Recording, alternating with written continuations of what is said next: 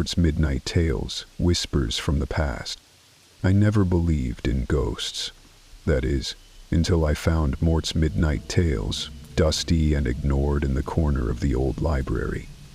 I, Claire, had grown up in Maplewood, a town wrapped in its own secrets. Mort, the librarian, insisted that the stories held truths, both chilling and real. I was skeptical, but curiosity won me over. One evening, I decided to dig deeper. Mort was busy reshelving books, and he didn't notice when I snuck downstairs to the basement. The air was thick, heavy. Shadows flickered as I passed along the rows of shelves.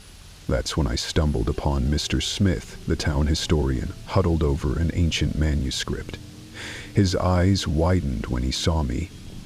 "You shouldn't be here," he rasped, but I felt drawn to the pages before him.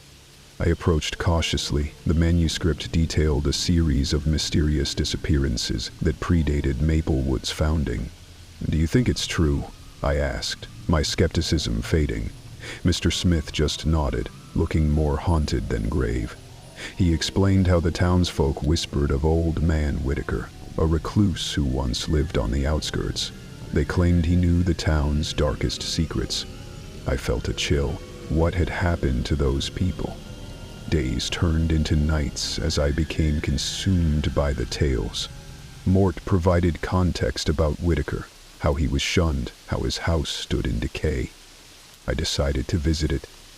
My heart raced as I approached the old hut shrouded in weeds and shadows. The door creaked open like the mouth of a behemoth. Inside, the air was stale and memories hung like cobwebs. Suddenly, I heard a whisper that echoed through the room. "Get out." I froze. The voice was unmistakably that of Old Man Whitaker. I remembered Mort's words, how he spoke of a man trapped between worlds. Just as I stepped back, I felt a cold grip on my shoulder. It was Mr. Smith. "You shouldn't be here," he repeated. But with his warning, a spark of urgency ignited within me. I needed to find the truth, not just for myself, but for the town that was haunted by its forgotten past.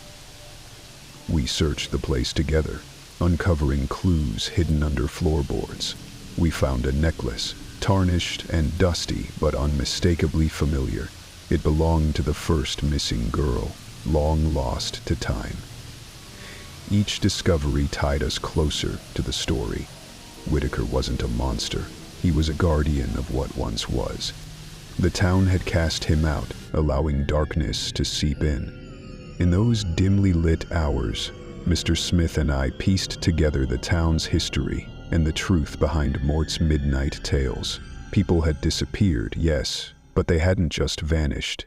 They had become whispers, stories trapped in the echoes of Maplewood. Old Man Whitaker had tried to protect them. Armed with this knowledge, we returned to Mort. Together, we planned to tell the town what really happened, to finally release those tormented souls from their prison of silence. When we revealed our findings at a town meeting, everything changed. The townsfolk listened, mouths agape.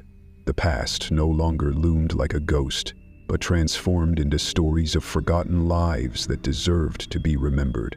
They reconvened as a community, united in a commitment to honor the lost. I had come seeking answers and found much more. I found a town ready to confront its haunted history, led by the tales left behind. Mort smiled knowingly. Mr. Smith nodded in agreement, and I felt a weight lift from Maplewood.